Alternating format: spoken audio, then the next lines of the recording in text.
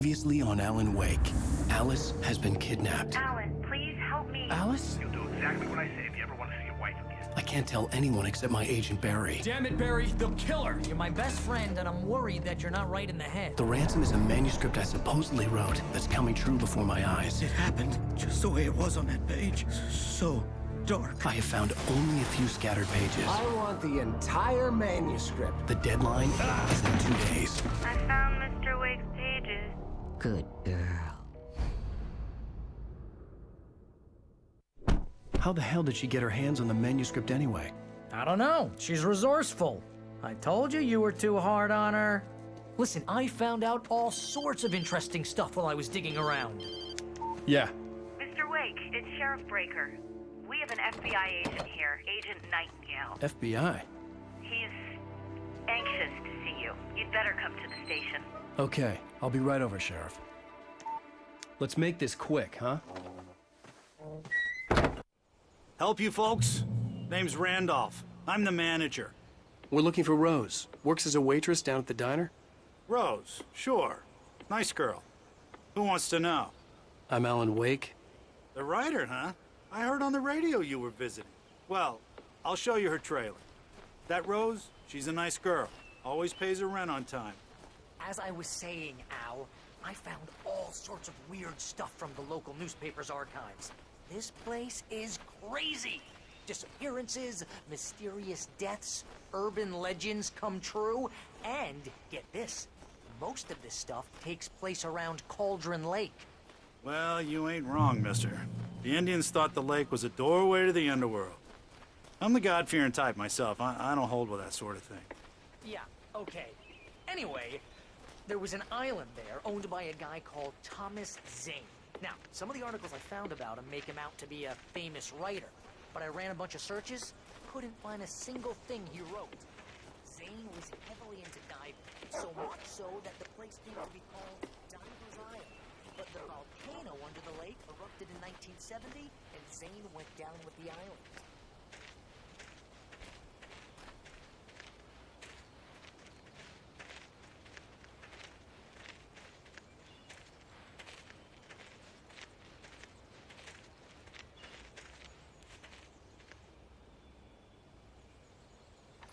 Gets better.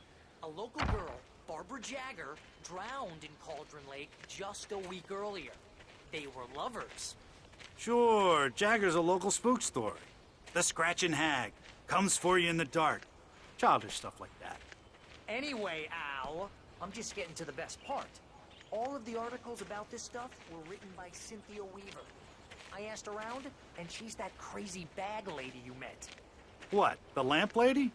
She can be a little loopy, but she's not homeless or anything. Yeah, anyway, she met Jagger and Zane before they both died, and she had some kind of a breakdown.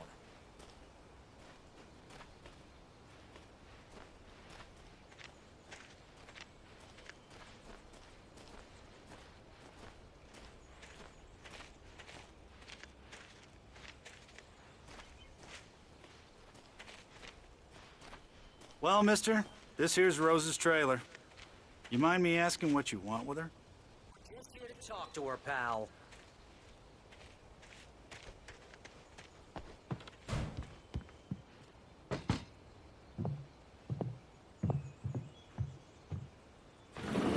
Welcome to... Oh dear. Mr. Wake.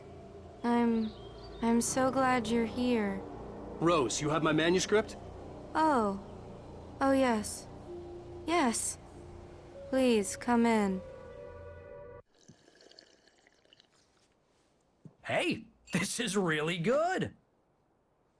Rose, Yes, my manuscript. I really need it. I understand. I know what you need. A muse to inspire you. Oh, for Barry. She doesn't have anything. Yeah, hey, Al. Al, what's... Oh... Barry! What? What?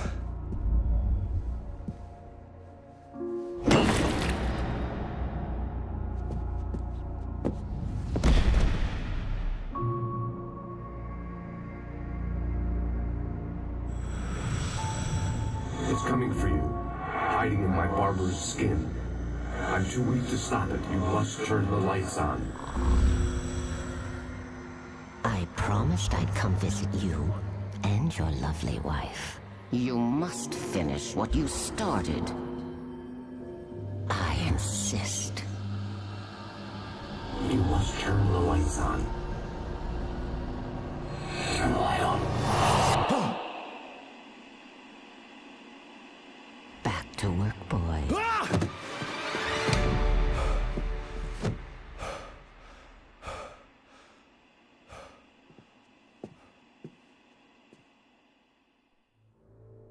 I felt nauseous, hungover. Only anger kept me going. I can't tell reality from dream anymore, but it seems I have an imaginary editor to help me. She's an old woman in a funeral dress. I call her Barbara Jagger. She's very strict. I'm writing faster and faster. My manuscript is being heavily revised. The edits are getting very aggressive, and each day there's less of me and more of her. I hate it, but I know she's right. She promises me I can save Alice this way. She knows more of this than I do. About the complex incantation I'm attempting. About this place. She's worked with another writer under similar circumstances, Thomas Zane. The genre of the story seems to be shifting. It's turning into a horror story. I'm getting close. I can feel it.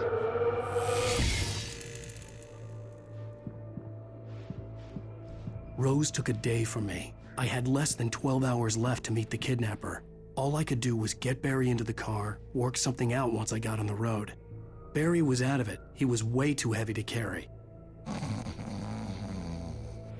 You're right. I deserve more money. I'm so handsome.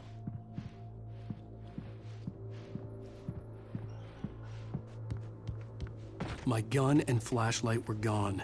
I'd have to find a way to get Barry into the car as quickly as possible. There was no time to waste.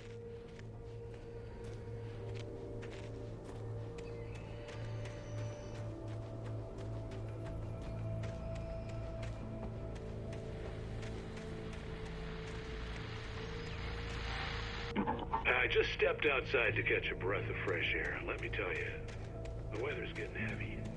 Nights like this make me especially glad I'm here to talk.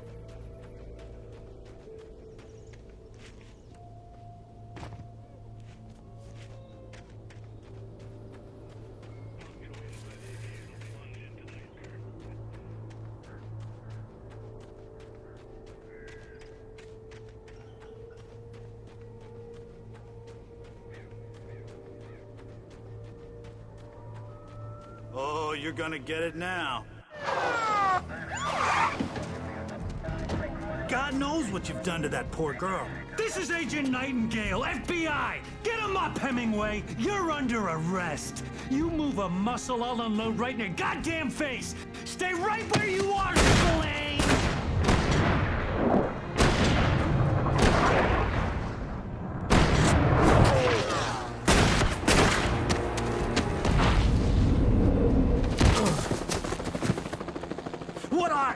I'm standing right here, you goddamn maniac!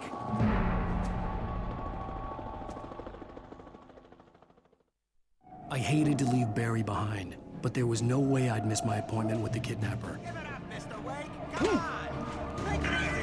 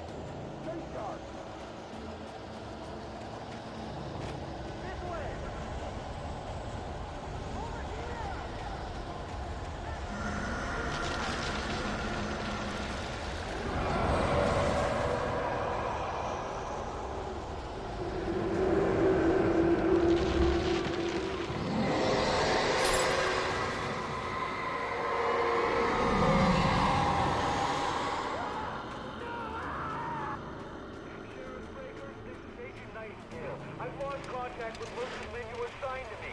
It's way too... This horror was everywhere I went, circling me.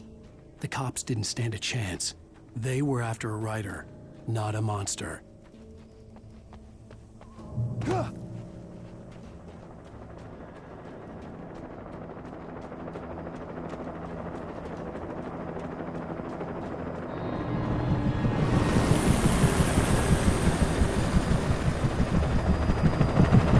You on the ground. Hold it right there.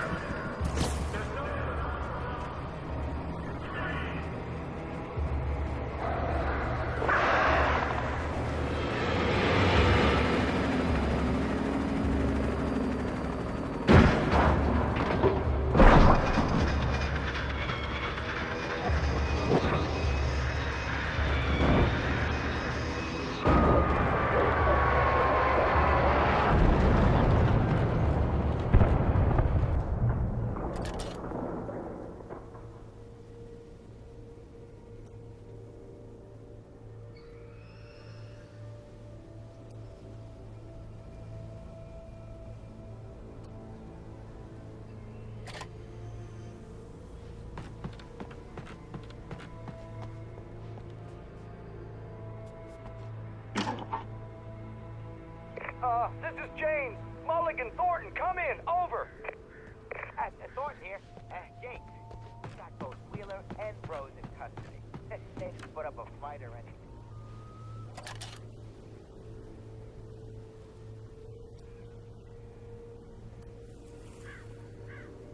I could see the lights at the radio station in the distance.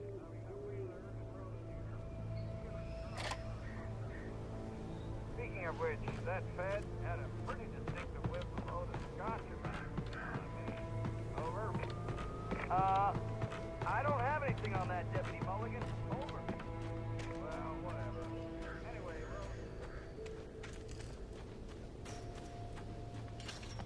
I imagined that the broadcast tower in the distance was part of the local radio station.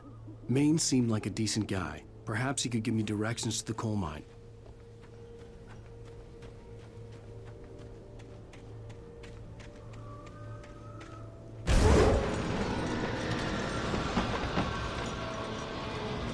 Unnatural shadows clung to the gate. The darkness that was after me was trying to stop me. I wouldn't get through without a light.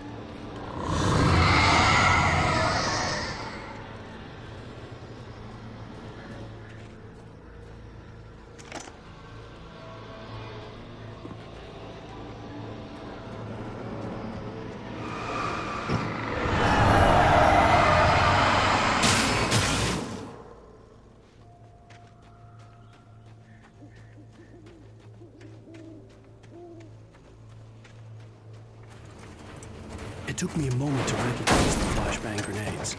They were an ideal weapon for my situation. Team 1, come in. Over. Team 1, this is Sheriff Breaker.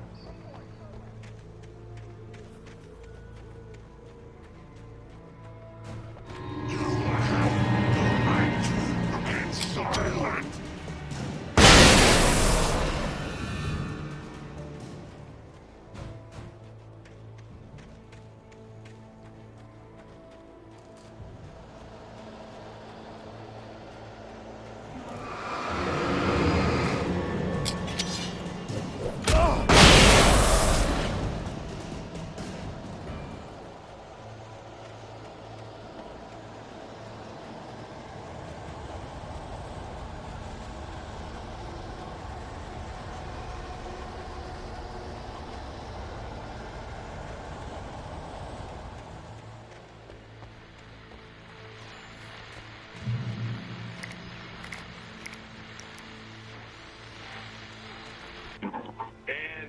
your call. You're on KBFFN with Pat Maine. It's Milt Peabody, Pat. What's on your mind, Milt?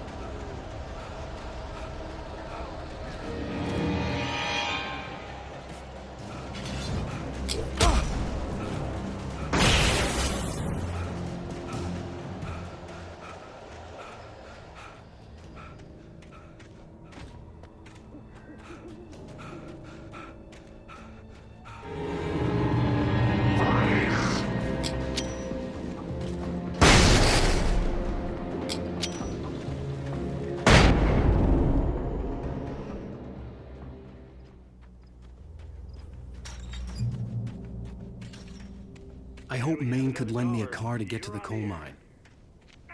It's Lorna Miles. Oh, why, hello, Lorna. What do you have for us? Well, I just don't see why the cops bothered with the trailer park. What do you mean? It's a trailer park. Of course you're going to have trouble in a place like that. I mean, what do you expect?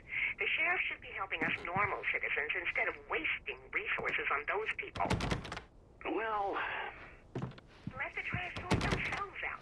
I'm sorry, but my granddaddy settled in Bright Falls in 1911.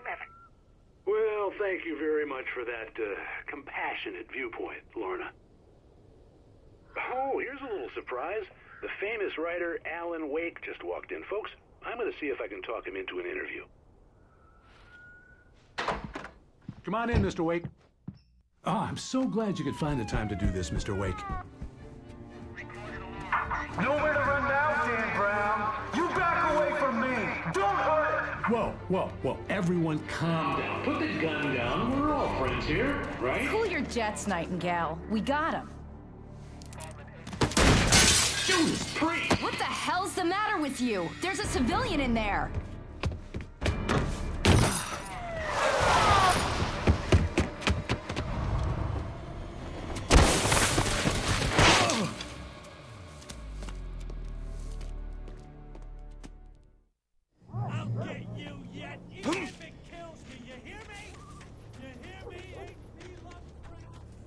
I had fallen off so many cliffs it was ridiculous. That's what you get for naming a book The Sudden Stop. It was probably good I hadn't had the chance to tell Maine where I was going. I'd have to lose the cops and find my own way to the mine.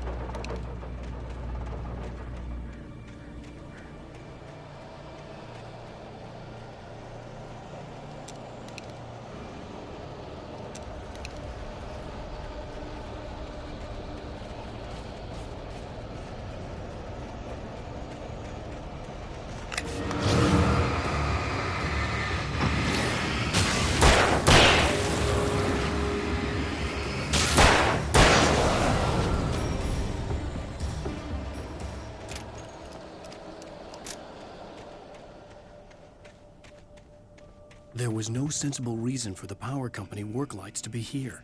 It was almost as if they'd been left for someone like me to use.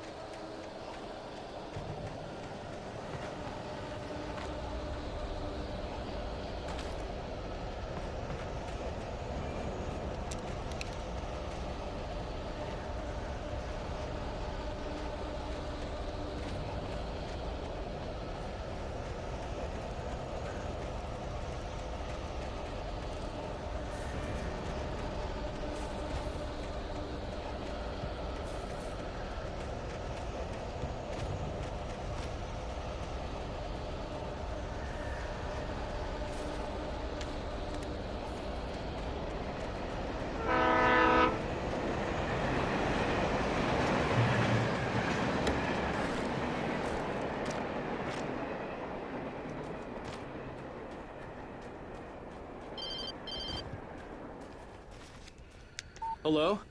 The most stubborn man I've ever met. Alice? Alice? Alan. Alan.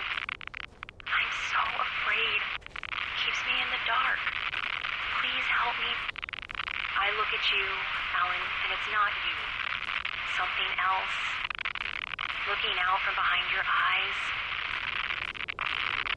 Alice, I'm here. I'm so alone here. It's all gonna go to hell. You need to be careful. Cooperate. The connection had been terrible, but that wasn't the only thing that hadn't been right with the call. She sounded wrong somehow, but she had called me.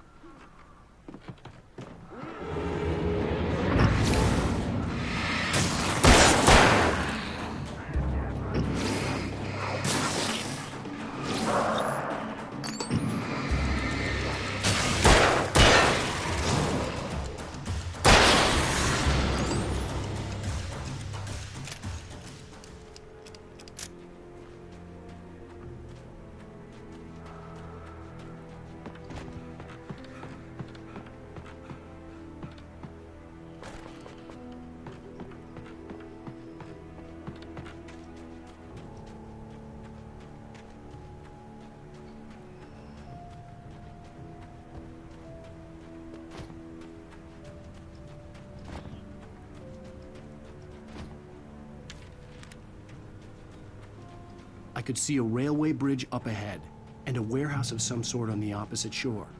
I hoped I could find a car from there.